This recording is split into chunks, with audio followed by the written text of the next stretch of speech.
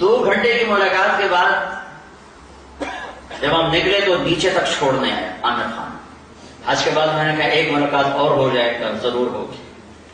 پھر اس کا میسج آیا کہ میں مدینے چلا گیا ہوں، معذرت چاہتا ہوں. میں نے کہا میں مدینے آ جاؤں گا، میں مدینے پہلے ہو آئے گا حج سے پہلے.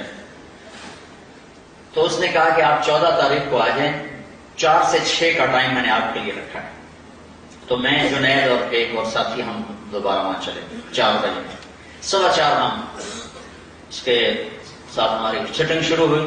4:15 سے 10:15 تک 6 گھنٹے مسلسل. اور اس کے ماتھے پہ ذرا نشان نہیں آیا کہ میں بور ہو رہا ہوں.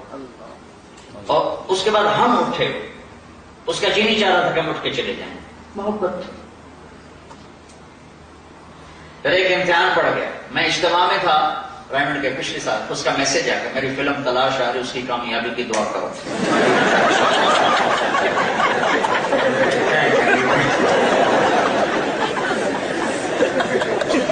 اب کیا کروں؟ جواب دینا بھی ضروری، دعا بھی نہیں ہو سکتی، کیا کروں؟ تو جب وہ میسج آیا تو میرے سامنے 10-12 علماء بیٹھے تھے. میں نے کہا بھائی یہ میسج ہے، اس کا جواب کل ہی ہمارا فیلڈ نہیں تمہارا ہے، کوئی جواب نہیں. میں سارا دن سوچتا رہا، مجھے کوئی جواب سمجھ میں نہیں آیا کہ جان بھی بچ جائے، جواب بھی چلا جائے. پھر اگلا دن بھی گزر گیا، مجھے کچھ سمجھ میں نہیں آیا. میں عصر کا وضو کر رہا تھا، ایک دم اللہ نے ایک مضمون دل میں ڈالا. تو میں نے فوراً بیٹھ کے اس کو میسج کیا کہ عامر بھائی جو کریٹو ہوتا ہے نا ذہن، یہ اللہ کسی کسی کو دیتا ہے. تخلیقی ذہن یہ اللہ تعالیٰ کسی کسی کو دیتا ہے، ہر ایک کو نہیں دیتا. اور یہ اللہ کی بہت بڑی عطا ہوتی ہے. اور میں نے تمہارے ساتھ جو وقت گزارا اس میں نے دیکھا کہ اللہ نے تمہیں تخلیقی ذہن دیا ہے، تم کریٹر ہو. اور جو لوگ اس ٹائپ کے ہوتے ہیں وہ کامیابی ناکامی کی پرواہ نہیں کرتے، وہ اپنے کام سے کام رکھتے ہیں. آپ کا بھائی. تو فوراً اس کا میسج آیا آپ ٹھیک کہہ رہے ہیں، آپ ٹھیک کہہ رہے ہیں. بات ہوگی پھر میں تھا ہانگ کانگ. میں نے وہاں سے اس کو میسج کیا کہ وہ کسی مصروف آدمی کو براہ راست فون نہ کیا کرو، میسج کیا کرو کہ میں آپ کو فون کر سکتا ہوں، کیونکہ میں اس کا بہت ستایا ہوا. بہت ستایا. اللہ کا فضل ہے میرا اکثر وقت مصروفیت میں ہوتا ہے. فون کرنے والے کو کیا پتا کہ میں کس حال میں بیٹھا ہوں. اور جب میں فون نہیں اٹھاتا ہوں تو مجھے فوراً فتویٰ آتا ہے متکبر ہو گئے ہو. میں وزیر اعلیٰ نہیں اس لیے میرا فون نہیں اٹھا رہا.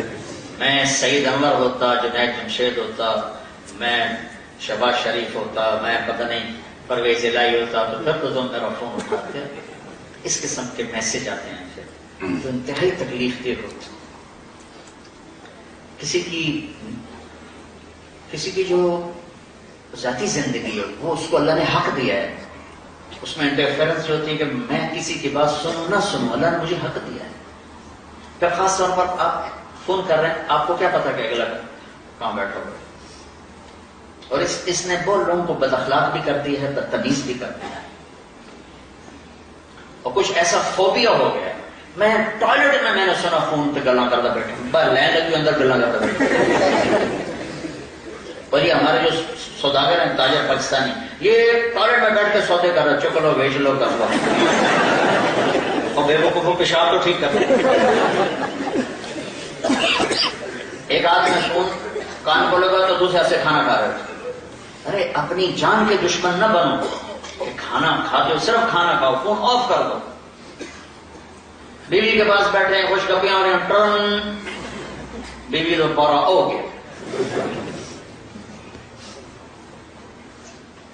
آپ ان سے سبق سیکھو جو ہفتہ اتوار چھٹی کرتے ہیں، واقعی چھٹی کرتے ہیں، فون بھی ان کا آف ہو. تمہیں کون سا ہابڑا پڑ گیا ہے کہ سوتے ہوئے فون، بیوی کے پاس بیٹھے ہوئے فون. کسی کی نجی زندگی میں، پرائیویٹ زندگی میں اس قدر دخل اندازی، یہ بدتمیزی کی انتہا ہے. چونکہ میں اس کا دکھی ہوں، اس لیے مجھے نہیں پتا یہاں دوبارہ کیا دستور ہے، لیکن میرے ساتھ یہی ہوتا ہے کہ ایک نمبر سے 30 کالیں آ رہی ہیں.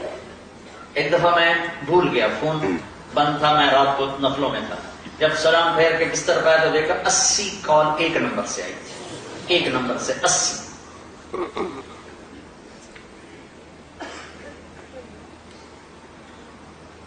کسی کو بھی فون کرنا اگر تمہاری شناسائی ہے ٹھیک ہے، جب مرضی کرو، لیکن اس کا بھی ٹائم دیکھو.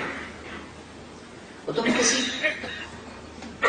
تمہاری شناسائی نہیں، آدمی مصروف ہے، اس سے اجازت تو لے لو، میں آپ کو فون کر سکتا ہوں. ملاتے جا رہے رات 12 فون کھلا رہے گا. انسان ہے کوئی 1:30 بجے کے قریب ٹم میری آنکھ کھل گئی. میں کہا کوئی مصیبت میں ہوگا جو آپ فون کر رہا ہے. جی مولانا صاحب مسئلہ پوچھنا تھا تو ٹوائلٹ میں دعا پڑھ سکتے ہیں کہ نہیں پڑھ سکتے؟ تو مجھے 1:30 بجے یہی یاد آتا ہے.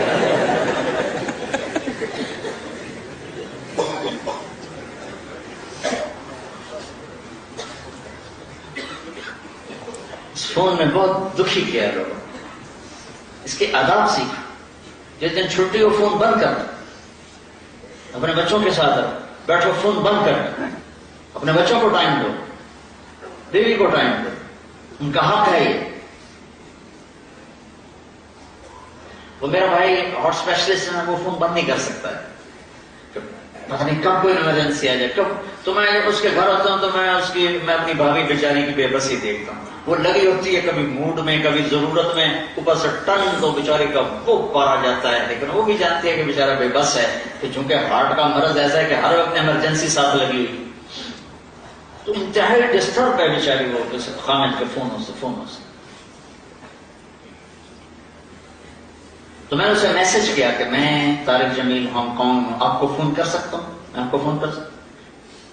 میں ہمیشہ اسے اب بھی میرے فون پہ رابطہ ہے، میں پھر اسے میسج دیتا ہوں میں آپ کو فون کر سکتا ہوں. اگر اس کا جواب نہ آئے پھر میں نہیں کرتا. کبھی وہ خود کر لیتا ہے، کبھی وہ میسج دے دیتا ہے کہ کال کر. تو تھوڑی دیر بعد اس کا فون آ گیا کہ میں اس وقت دلی میں ہوں، کانفرنس میں تھا، میں نے آپ کا میسج دیکھا تھا، میں اٹھ کے باہر آ گیا ہوں، ابھی آپ سے بات کر کے پھر میں جاؤں گا. تو اسے باتیں کرتے کرتے کہنے کا آپ کی دعا سے میری فلم کامیاب ہوگی. میں کہا یار میں کوئی نہیں کی.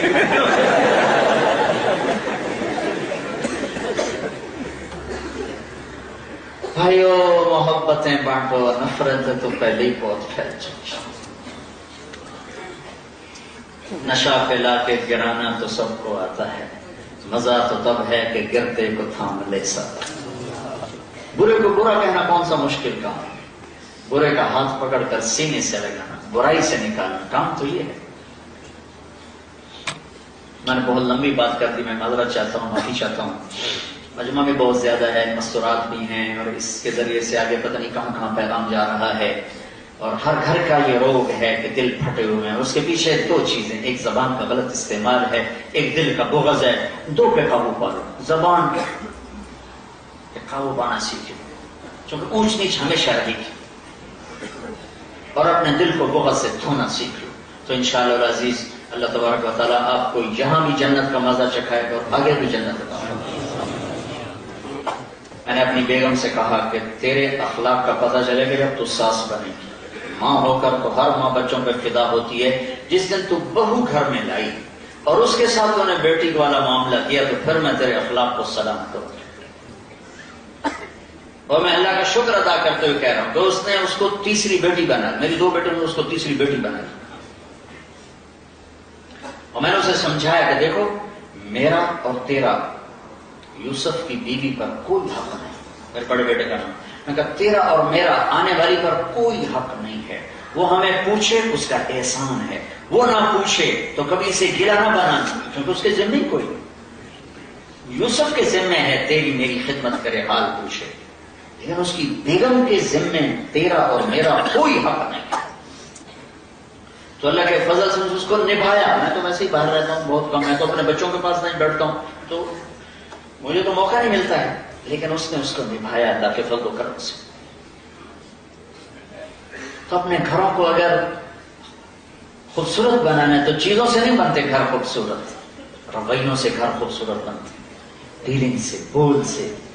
میٹھا بول دلوں کو جیت لیتا ہے اور ایک کڑوا بول دلوں میں آگ بھر دیتا ہے.